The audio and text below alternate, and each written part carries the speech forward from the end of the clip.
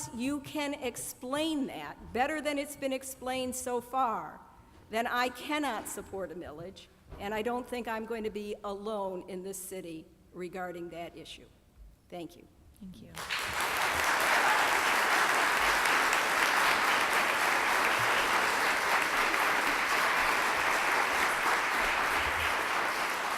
Ms. Butler, Mr. Zumberg, and Mr. Plank.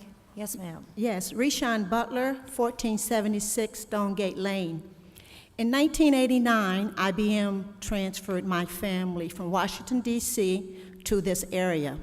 Of course, the realtors all tried to get us to move to Okemos. I told them no, Dobie Road was too dark. For the same reason, they tried to get us to move to Williamston, same reason. So I finally said to them, give me a list of all your schools.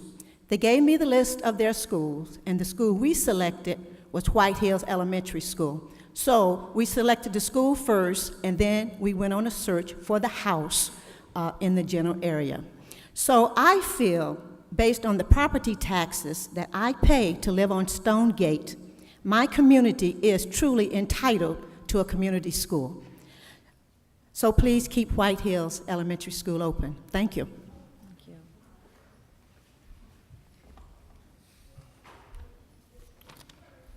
David Zumberg, 3919 Aurelius, owner and taxpayer at New Style Salon, 940 Trowbridge Road. While I stand here in support of my Red Cedar community, I'm not here to talk about that tonight. My concern brings me out tonight is that I believe moving the 6th grade to McDonald Middle School is putting these 11-year-olds at risk. While my stories are personal, they stand as examples that others have experienced too. My own experience with the 6th grade middle school model at Hannah left me lost in a huge school, unprepared academically, and without an advocate. I moved through the Hannah with little positive attention, little advancement, and little support. I arrived at East Lansing High School without the basic skills I needed to begin, let alone achieve at the high school level. 3 years ago, my daughter entered 7th grade in this building after 2 great years at White Hills Elementary, a first-year marking period honor student, bumper sticker and all. But then, even with the preparation from caring teachers at White Hills and Pinecrest, she went through a period of difficulty here at McDonald Middle School where she witnessed too many incidents of teens just being horrible to one another with little intervention. Then it became consistent fight with her to complete her schoolwork while fighting what seems to be the McDonald Middle School mantra that everyone will pass on to high school whether they do their work or not. I'm happy to report, since she has righted the ship and is forging ahead towards academic success, although I can't help but wonder what another year in this building, where she would be today. In today's world, it's a daily battle for our young children to hold on to innocence, for parents to keep them away from cell phones, Facebook accounts, negative peer pressure, and playground silliness. I feel you have a real opportunity to energize the surviving elementary schools by building on what we have today and taking heed of lessons of the past. To retreat to a configuration that was innovation 4 decades ago is short-sighted and does not put the best interest of today's children at the forefront. I believe the future 11-year-olds of this district will be put in harm's way socially, emotionally, academically if you continue on the course that you have planned. When looking at the research on this issue, it's reasonable to believe that the achievement gap we have in East Lansing will become more like an open wound than a healed over scar. Thank you for this opportunity to speak.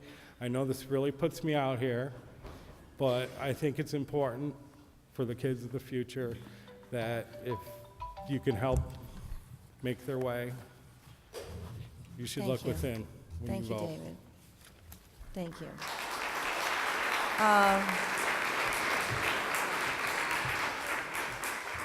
Mr. Plank? Okay.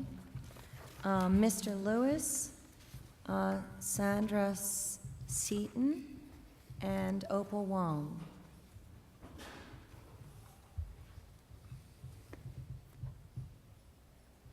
Nice to see you, Mr. Lewis.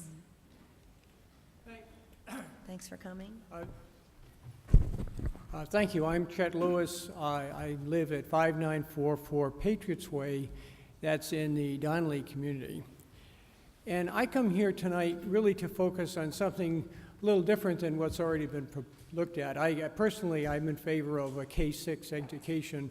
I think the transition is best made at that level, keeping the kids in the elementary school up through sixth grade. That's my own personal feeling after looking at the literature, and I feel that it would be better to leave these schools, K-6 schools, rather than adding the building to this middle school, which once you do that, you create the excess space that requires the closing of the school. However, what I wanted to focus on was looking forward. When I went through the buildings, I was on the committee, the thing that struck me most about these buildings was not the basic structure of the building, not how they're laid out, condition of the buildings. Actually, they're pretty good buildings. The real problems I saw was really, really atrocious technology. The stuff was old. You've had it for a long time. It should have been replaced a long time ago. When you do this bond issue, I plead with you to look ahead to the need to replace any technology you finance with that in maybe 5 years. You have to have, if you bundle it all together, which would maximize the dollars you can borrow, you'll find that 5 or 6 years from now, you're going to have old stuff you're going to want to replace, and you won't have the opportunity to do it. So look ahead. Personally feel the best way of handling that is to divide the issue between a technology bond issue and anything else you do. My own feeling is, rather than a bond issue, I'd rather extend or add to your sinking fund. Work through your problems one at a time in the buildings with a construction program which addresses each need as they mature, because the buildings have systems that age at different rates. Some things need replacing now, some maybe need replacing 10 years from now. Why do it now? So at least that's my view. Thank you very much. Thank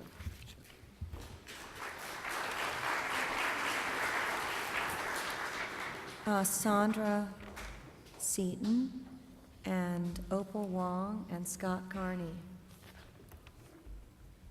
Yes, ma'am. Hello. Can you hear me clearly? Thank you for giving me the opportunity to speak. My name is Sandra Seaton, and I live at 322 Kedzie Street. I'm not a parent right now, but we had 4 kids in the East Lansing schools, and they all did very, very well there.